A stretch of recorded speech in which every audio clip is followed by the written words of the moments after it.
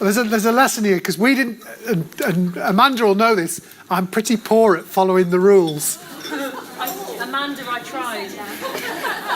She did. She did try. Debbie did try. So Debbie's going to feed back first, because we didn't follow the rules, we managed to finish a bit quicker, and are we ready, Debbie? Yes. Okay, so ours was around intelligence, and what I'm going to ask each of you to play back, looking over into the corner with all the detail, what's worked well, what have you learnt today by coming together and talking, and what's your number one priority? So Debbie, what's working well? What have you found out about? I think what we found out about is the scale of the opportunity that exists across Lancashire, South Cumbria. There's a lot of good practice happening, but we're not sharing it. We don't have a really detailed understanding of what we have, but we've learnt a lot today. Examples of what's happening in Morecambe Bay, what's happening in Pennine, what's happening in Fylde Coast. But really key for us to be sharing that good practice in a much more proactive way than we have been to date. One of the big constraints that came out from everybody was about information governance, and the fact that there are a lot of myths around that, there are a lot of different interpretations around that, and until we can get a really common understanding, that's going to be a barrier. So that's something that we want to deal with as a priority.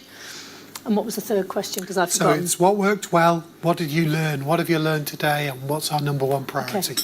What I've learned is there is absolutely an appetite for collaboration, and that there is the scale of the opportunity that we've got. So I think we want to do a share and tell, we want to share good practice, and we want to address the IG issues as our two priorities, I would say. Okay, over in the corner there, are we ready? I can see Mark's still on his phone over here, so I'll not embarrass him just yet. Okay. Are you? Mark's happy to be embarrassed. Oh, right, okay. Do you, Andy? All right, Andy. Is it? Remember, it's we're on a time schedule. So, what's working well? What have you found out about what's working well from an infrastructure or the broader context of infrastructure that you were exploring today?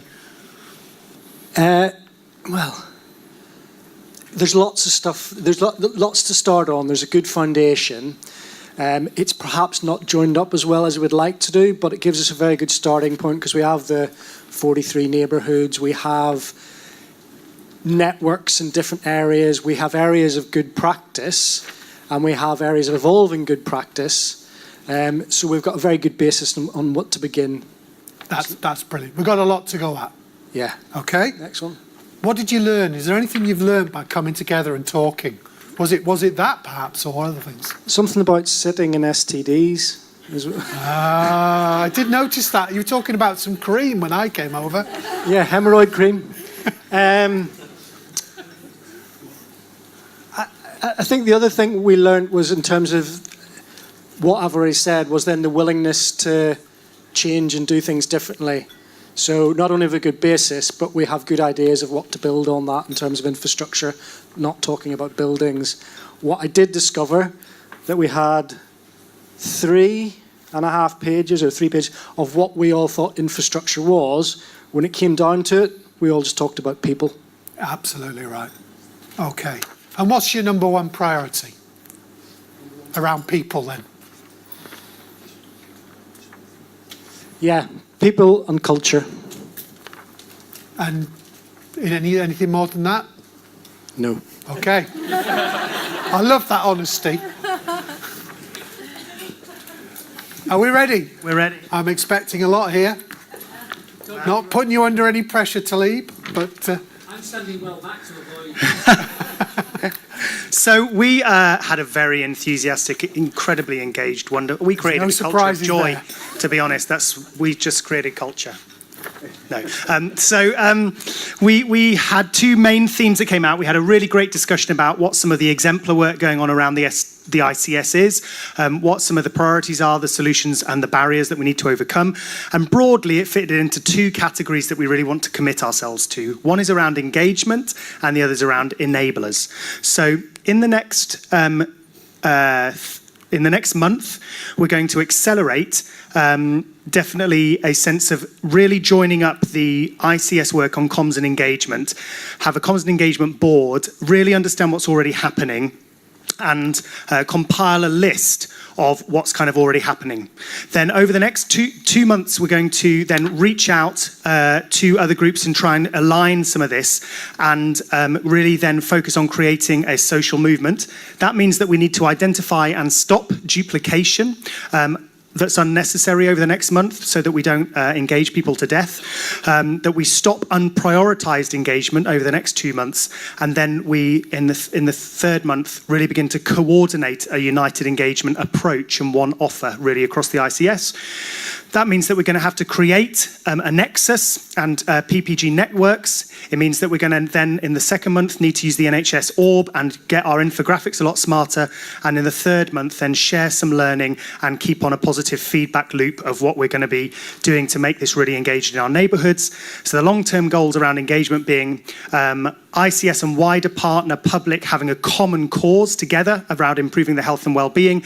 Everyone in Lancashire and South Cumbria supported and activated to be proactive about their own health and well-being. Focused engagement and resource activity across healthier Lancashire and South Cumbria, and then an ongoing support of the social movement that's emerging.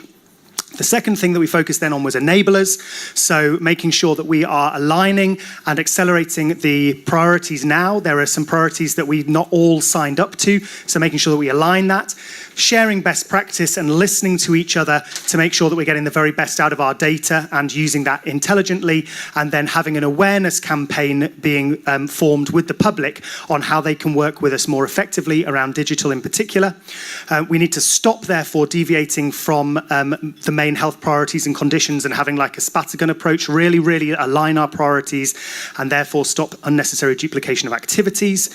That means we're going to need to create some networks together from today's summit and make sure that we've got senior buy-in right across the ICS, with the long-term goals being, again, that all public sector organisations are really signed up to a declaration around, for example, things like healthy weight, that we have one visible record, that we have patient groups with digital footprint, that everyone across our entire area would have access to a mobile phone, email and the web, and that there would be education for prevention of ill health. Fantastic. That, Debbie, I apologise for not following the rules.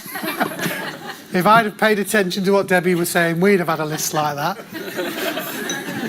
Anyway, I'm going to ask Sakthi to come and give a closing statement. But before we get to the closing statement, I need to thank the Queen of Conferences, Lindsay, wherever she is. Where is she? At the back there. Thank you very much, Lindsay.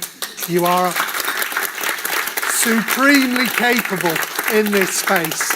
Thanks to all the other people around Lindsay, because she drives a hard task. She's a hard taskmaster, aren't you, when it comes to this? But she does organise these things incredibly well, and they do take a lot of organisation. Thanks to all our speakers and everything. So the closing statement is over to Sakthi. Thank you.